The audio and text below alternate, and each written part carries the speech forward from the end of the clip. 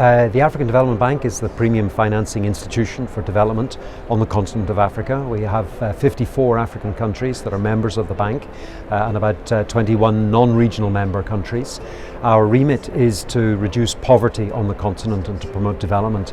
And because of the very strong link between climate change and poverty, then we see that climate change is becoming increasingly important for the activities of the bank.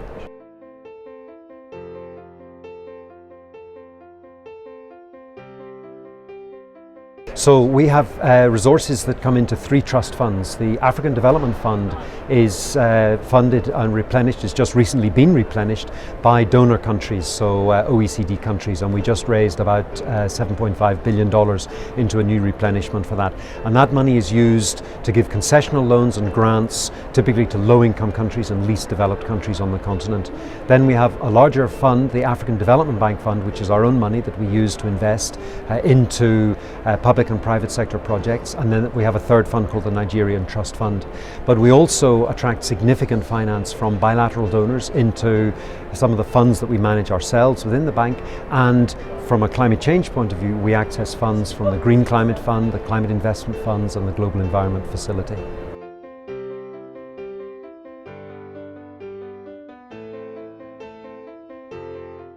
Yes, we do a tremendous amount of monitoring of the impacts and outcomes associated with the support that we provide.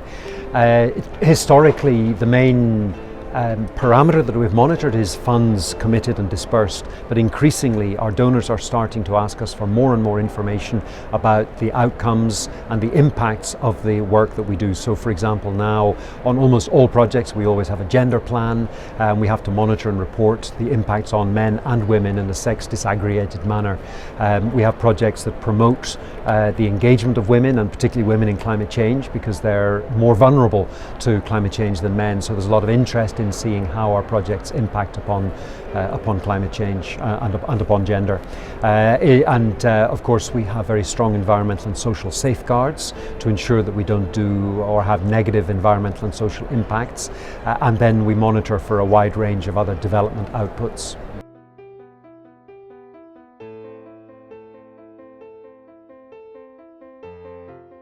So I think one or two interesting parameters or statistics. In 2017, all of the bank's investments into new energy generation capacity was 100% renewable. So this is very interesting because it reflects the fact that energy on the African continent is becoming more and more based around renewable sources, and the bank funded 100%. Last year was 95%. So we're doing a lot of renewable energy. We have some interesting performance in terms of our climate finance statistics. In 2015, our president set a target to allocate 40% of all of our finance and financial support for climate-related projects in 2020. And this year, I think we'll hit 38%, so we're on track to achieve that target, which is very significant. It was one of the most ambitious amongst the MDBs, and also we've been successful in achieving 50% adaptation and 50% mitigation finance, which is also quite unique amongst the international institutions. And that reflects the fact that alongside the energy projects, which are typically classed as mitigation, we do a tremendous amount of work in the agriculture sector and in water, both for potable water supplies and irrigation. So these are very strong adaptation technologies.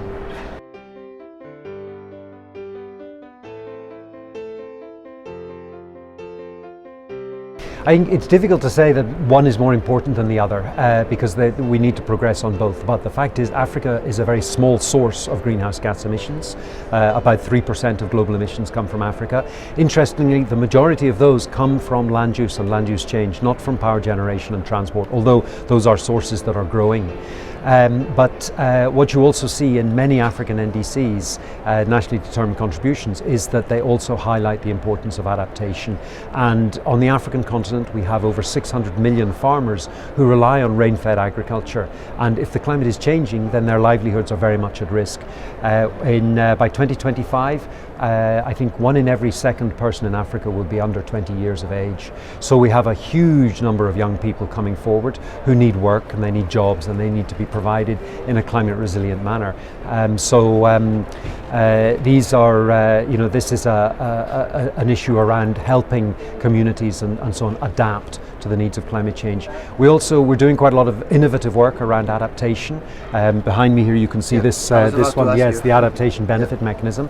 This is a scheme that we're developing designed to encourage private sector investment into adaptation, and this actually is, it's in the negotiations here. We're hoping that it will remain as a specific activity under the work programme for Article 6.8. I know that's very detailed in the negotiations, but it is important for us that we keep that there, and we hope that we can use this mechanism to bring more investment into the field of adaptation. One area that's very interesting is the impact, I think, the role of women in adaptation, because we know that when women are freed up from drudgery tasks, from things like collecting firewood and cooking on an inefficient stove or fetching water, then they invest their time in activities that make their households economically stronger. And when you're economically stronger, you have more choices as to what you can do when you face a disaster, and that translates into making households and communities more resilient to climate change. So we think adaptation, we think the role of women, we think land use change, and so on. These are critical areas for addressing some of the climate problems in Africa.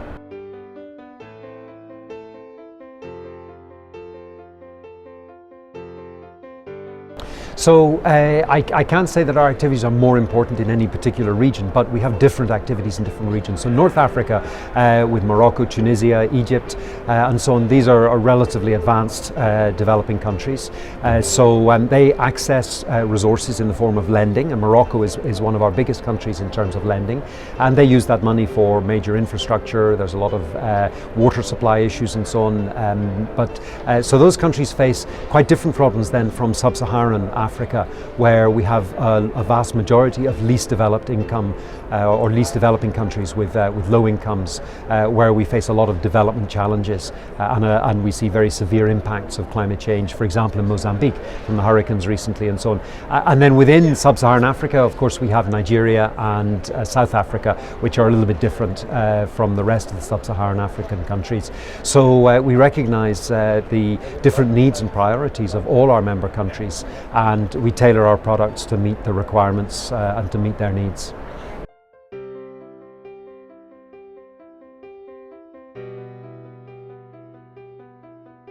There are many reasons why the countries are members. I mean, sort of traditionally, historically, there's an expectation that developed countries will help developing countries, and there's been a long tradition of providing official development assistance for these kinds of activities. But I think the threat of climate change also places a new angle on that, and we know particularly Europe is very under threat from the issue of migration, and this is linked to land degradation, deforestation, and the loss of livelihoods, which is a climate-related impact. As the climate changes and fragile livelihoods, or our rain-fed farmers, as their livelihoods fail, what do? They migrate to cities or they migrate to Europe.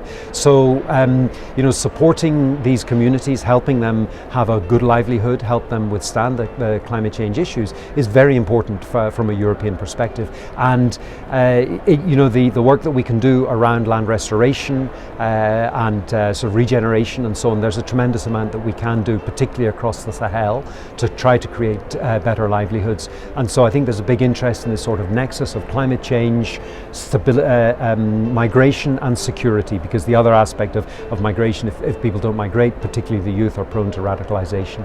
So these are real challenges that we have to face, and so countries are interested in that. And then also, of course, we have countries that have colonial ties, historic ties, and so on, where they are interested as well. But so they have a strong engagement, and of course the African Development Bank worked very closely with both French and French and Anglophone and Lusophone countries and their former colonial partners.